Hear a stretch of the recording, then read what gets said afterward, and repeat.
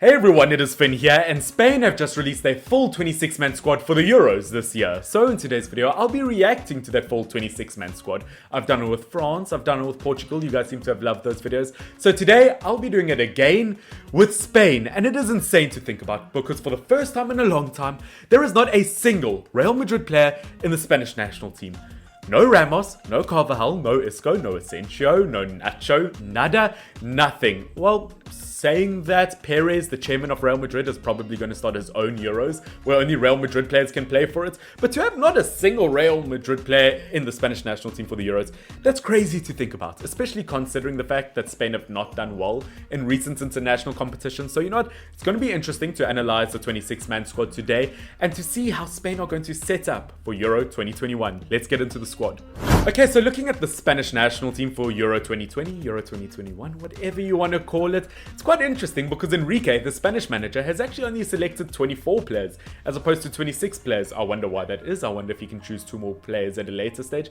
It's quite bizarre, but looking at the 3 goalkeepers that Spain will take to the Euros this year, it's going to be Unai Simon, I don't know, from Atletico Bilbao, David De Gea, and Robert Sanchez. 3 very good Spanish goalkeepers, very few complaints in my opinion. But where is the next Spanish international manager? Where is Kepa Arrizabalaga? Okay, but jokes aside, I don't know. I don't feel like Kepa Arrizabalaga is that bad of a goalkeeper. I know he's now second choice for Chelsea, but when he has played this season, I thought that he was pretty good. But you know what? Obviously Simon or however the hell you pronounce it from Atletico Bilbao, he's been around for quite a while. He is quite a good goalkeeper. David De Gea, I think, will be goalkeeper number 1. And Robert Sanchez has really stepped up for Brighton this season, especially after Matt Ryan left for Arsenal. I did not expect the performance that Robert Sanchez has done this season. Definitely 3 brilliant goalkeepers, very few complaints in my opinion. Now, getting into the defenders, this is where I have quite a few questions, to be honest. Obviously, we start off with Jose Gaya from Valencia. He's like a permanent fixture in the Spanish squad. No complaints, although Valencia hasn't done well. Gaya is very, very used to being in the Spanish national team. Next up, we've got Jordi Alba. Once again, on his day, is one of the best left backs in the entire world. You know what? Although not the left back he used to be, I'm not surprised he's in the Spain squad. Next up, we've got Pau Torres for Villarreal. Obviously, he's done well defensively. He's been linked to some big clubs. Obviously, Villarreal has done very, very good this season. They could still win the Europa League, which, as a Manchester United fan, I hope they don't. But at the end of the day, I do think that, I'm not surprised to see Torres in here whatsoever. Next up, we've got Laporte, which there's no Sergio Ramos in the centre-back position or in the defence for Spain this year. That's insane to think about. But the fact that they've got Laporte, I think that could genuinely be their saving grace. If you told me 2 months ago that Sergio Ramos would not be playing for Spain in the Euros, but Laporte instead, I genuinely think I would have laughed at you, to be honest with you. But you know what? I think that the saving grace is the fact that Laporte is there. It's a pity he's not playing next to Ramos, but you know what? Finally getting some international football, I think Laporte will do a solid job. Next up, another Manchester City centre-back, Eric Garcia, which I'm not going to lie, I'm somewhat surprised by. I haven't been that impressed when he has played this season. In my opinion, Manchester City fans, all 3 of you are going to hate me for this, but I really do feel like he was a huge part of the blame for that big Leicester City loss in the beginning of the season, that Manchester City loss versus Leicester City. But you know what? He has had promising moments. He's still very young, obviously, still developing, obviously. I'm somewhat surprised he's in the squad to an extent, though. Next up, we've got Diego Lorente from Leeds United. Once again, coming into this Leeds United team, it's obviously a rebuilt team in the Premier League. He's done a solid job. Good header off the ball. Young, got a lot of pace on him. Not surprised to see him here whatsoever. And final defender, Cesar Azpilicueta. What? How did you get here? Look, obviously I'm joking. Azpilicueta is an excellent defender. Left back, right back, centre back, you name it. He can play pretty much anywhere in defence. But I think he's one of those defenders who's probably in the squad because of his experience and because, he's one of those veteran players who can help the young players out. I don't think he's the best Spanish right back in the world, but you know what? He's had a decent season with Chelsea, and I think that he is in the Spanish team for his leadership. Saying that, I mean, there are some huge names missing. Obviously, Nacho is missing. Obviously, Sergio Ramos is missing. Not because he's necessarily injured at this point in time, but because he hasn't played that much this season. A lot are saying that he won't be match fit. But once again, I feel like I feel like you could have put Ramos in the squad one way or another, at least as an experienced player to help the youngsters. Look, I know that's what Azpilicueta is doing in the squad, but I don't know. I can still see Ramos somehow fit into the squad. I'm very surprised he's not here. Saying that, Carvajal as a right back option with a lot of pace, surprised he's not in the squad. Bellerin, once again, I think is a very, very good shout, but you know what? I don't know if this is Spain's strongest defense, but should still be good enough. Now, getting into the midfielders, we've got Marcos Lorente as our first midfielder from Atletico Madrid. Not surprised, Atletico Madrid had an excellent season, and Lorente, in terms of providing assist-wise, wasn't that bad this season whatsoever. A huge reason to why they won the title. Defensively, he's very good. Attacking-wise, very good. Not a bad player whatsoever. Next up, we've got Sergio Busquets. Now, once again, another fixture in the Spanish national team. I will say this, it's like a house that has been revamped and rebuilt over and over and over, the Spanish national team house. And then Sergio Busquets kind of like the crummy fountain outside the front. No matter how much you change the house, that crummy fountain is still there. I don't think Sergio Busquets is as good as he used to be. But you know, once again, maybe in terms of his leadership, that is why he's in the squad. Barcelona hasn't been that impressive this season, but you know what? Not too surprised he's in the squad. Next up, we've got Rodri for Manchester City. Once again, in terms of a defensive midfielder, very, very good. Will probably end up playing over Busquets, or at least should, in my opinion. Next up, we've got Pedri from Barcelona, an up-and-coming youngster, has gone through the ranks of Barcelona, and in terms of having a good, proper season at Barcelona, I think that he's had an excellent job. Definitely becoming a high-profile player. Not surprised he's here.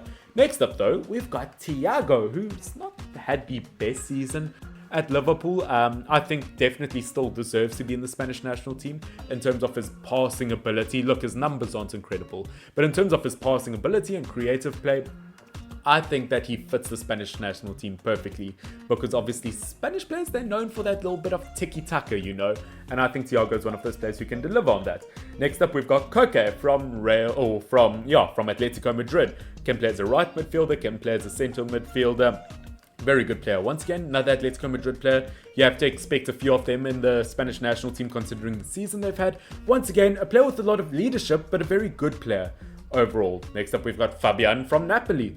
A very physical player, I'll say that. I think that he's in here because he's a very physical presence. He's young, he's got a lot of pace on him. Napoli, once again, not the most amazing season of all time, but Fabian is a very good player, and I wouldn't be surprised if he moved to the Premier League after the Euros, to be honest with you.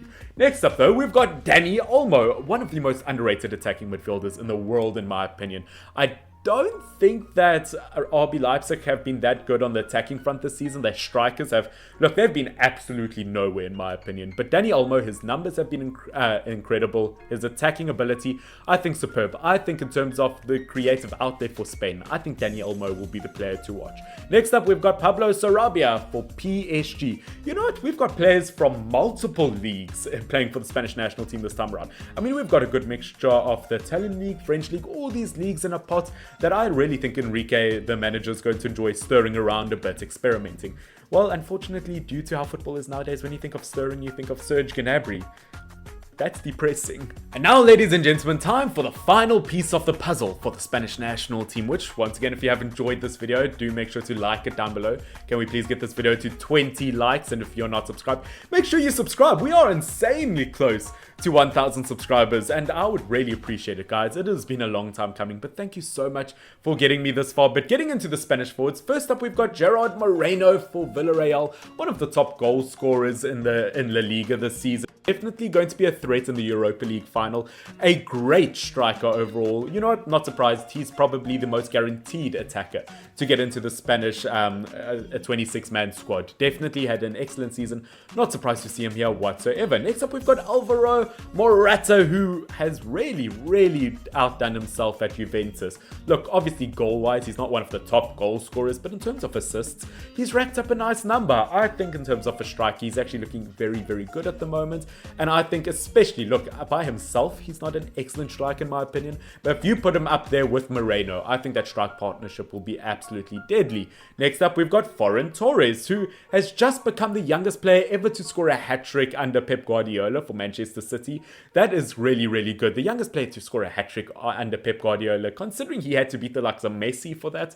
I think he's quite proud of that. But Torres, in terms of cup competitions, has been very impressive this season. So, you know, probably did did deserve himself an international call-up for this competition. Next up, we've got Adama Traore, which, talk about that pot I was mentioning earlier. You could ask Adama Traore for some of his oil to put in the pot.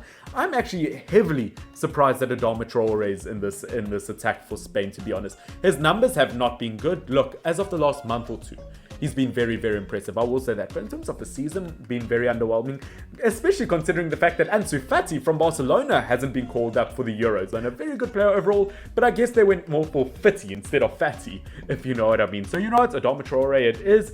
Not a bad player overall, but I do hope he steps up a level. And the final player, ladies and gentlemen, in this 24-man squad for the likes of Spain is going to be Mikel Oyarzabal from Real Sociedad. Obviously a great attacking playmaker overall. But ladies and gentlemen, that is it for the full Spanish international team for Euro 2020. And let me just say, that is a pretty good team. But saying that, I don't know if it's Spain's strongest team, in my opinion. I do think that it is slightly a mistake, in my opinion at least, that they haven't got some Real Madrid players in there. But you know what? It's going to be interesting to see what Spain do. Are they going to finally break that bad run of international tournaments? I'm not too sure. As I said, I feel confident enough that they'll get out of their group, but whether they'll win the whole competition, I'm not too sure. Guys, tell me in the comment section down below, how well do you think Spain will do in the Euros this year? And of course, like if you have not liked this video already, can we please get it to 15 to 20 likes? And subscribe if you are not subscribed. And of course, the England squad is surely going to be announced within the next day or two, and then I'll be doing a video on that. But guys, this has been Finn, FY. Thank you so much for watching. Spain, good luck.